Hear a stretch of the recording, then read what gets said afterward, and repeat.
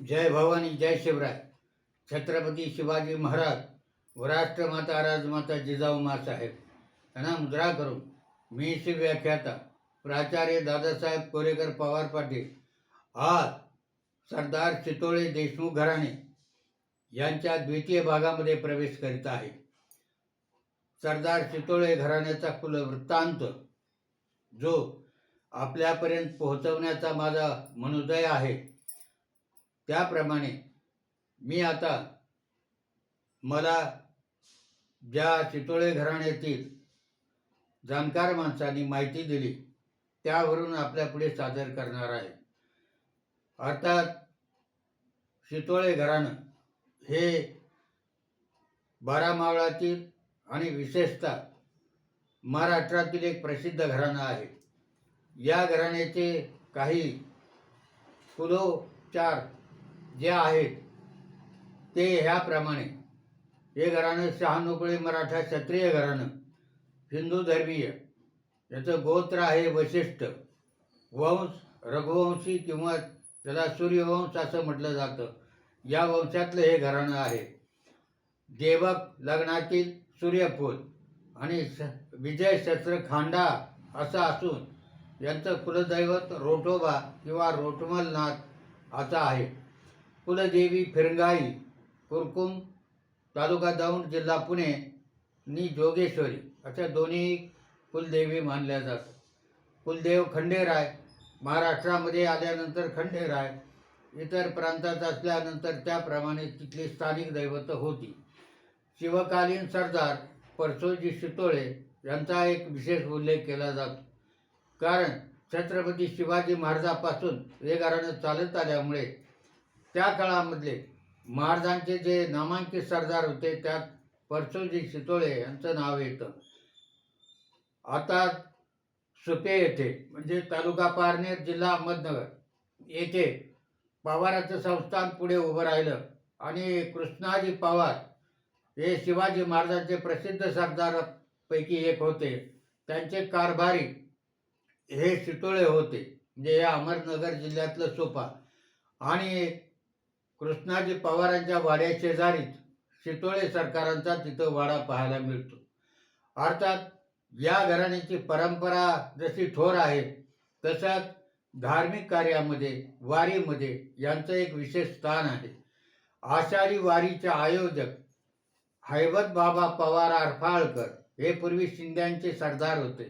त्यांना पुढे उपरती झाली आणि त्यांनी माऊलीच्या सेवेशी स्वतःला आळंदीमध्ये वाहून घेतलं. पुढे आषाढी वारीचे आयोजक म्हणून त्यांचा नामोल्लेख केला जातो, कारण आषाढी वारीला एक व्यवस्थित रूप देण्याचं, स्वरूप देण्याचं काम त्यांनी केलं, शिस्त आणण्याचं काम केलं. ते सरदार होते त्यामुळे सरदारकीची शिस्त त्यांनी वारीमध्ये आणली आणि सुरुवातीला ते गळ्यामध्ये माऊलीच्या पादुका घेऊनच आळंदी ते पंढरपूर जात असत. त्यांच्याबरोबर काही वारकरी असायचे. नंतर ही बातमी शिंदे सरकार ग्वाल्हेरच्या यांना समजल्यानंतर त्यांनी त्यांचे जावई कर्नाटकमधील अंकोलीचे शितोळे सरकार यांना सांगितलं की या पालखी सोहळ्यासाठी हैबत बाबाला मदत करण्यासाठी अश्व आणि शामियाना हा तुमच्याकडून दिला जावा. सुरुवातीला शिंदे सरकारकडून येत होता. यानंतर अश्व आणि शामियाना जो आपल्याला दिसतो तो अंकलीचे सरदार चितोळे यांच्याकडून आता येतो. आणि तो आल्यानंतर तो आरफाळपर्यंत गेल्यानंतर पुढे आरफाळचे बाळासाहेब पवार यांच्या ताब्यात दिला जातो आणि पुढं पंढरपुरी तो रवाना होतो. अशा प्रकारे याही वारीमध्ये चितोळे घराण्याचं मोठं योगदान आहे. अर्थात चितोळे घराण्याची जी गावं आहेत, विशेषतः त्यांचा सुरुवातीच्या काळामध्ये जो प्रसार झाला तो सिंदखेडमधून आल्यानंतर दौंड येथे त्यांनी बसस्थान बसवलं. आणि आज पुणे जिल्ह्यातील दौंड तालुक्यामध्ये विशेषतः खूप मोठ्या प्रमाणामध्ये आपल्याला चितोळे मंडळीचा परिवार दिसून येतो.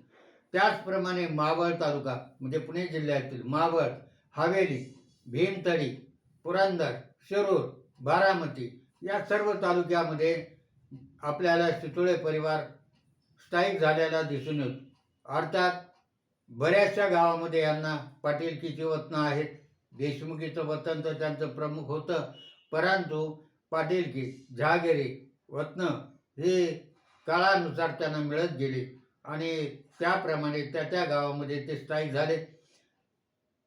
दौंड तालुक्यामध्ये विशेषतः खडकी, कुरकुम, पाटस, रोटी, कुसेगाव, पडवी, देऊळ देऊळगाववाडा, पिंपळगाव, केडगाव आणि हवेलीतली काही गावं उरळी, कांचन, फुरसुंगी, नाभी सांडस, त्यानंतर शिरूरमधले रांजणगाव सांडस, श्रीगोंद्यामध्ये भानगाव, नावरे तालुका शिरूर येथेही कुसेगावची काही परिवार येऊन स्थायिक झाले. पुढे लवळे तालुका मुळशी, सुपा जिल्हा अहमदनगर आणि पुणे जिल्ह्यातील बहुतांशी गावामध्ये जशी ही गावं दिसून येतात तसं मराठी साम्राज्य काळानुसार जिथपर्यंत गेलं त्या सगळ्या प्रदेशामध्ये आपल्याला ती गावं दिसून येतात. त्या गावामध्ये शितोळे सरकार, शितोळे वंशाचे लोक दिसून येतात. अशा प्रकारे एक उच्चकुलीन घराणं आणि काळानुसार ज्यांनी आपापल्या कारकिर्दीमध्ये कोणत्याही राजवटीत असो, यवनी राजवटीत असो, स्वराज्यात असो, त्या त्या काळामध्ये पराक्रम करून त्यांना ज्या जहागिरी, इनाम आणि वतनं मिळाली त्यानुसार ते महाराष्ट्रभर तर त्यांचा विस्तार झाला. त्याचबरोबर मराठे पराक्रम करत जिथपर्यंत गेले तिथपर्यंतही शितोळे सरदारांचा वावर होता आणि आजही ते तिथंच स्थायिक झालेले दिसतात.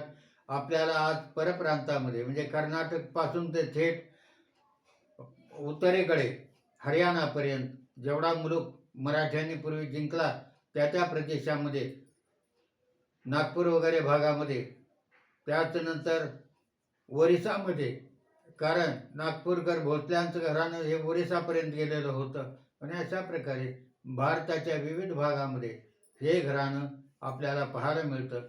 अशा प्रकारच्या या वीर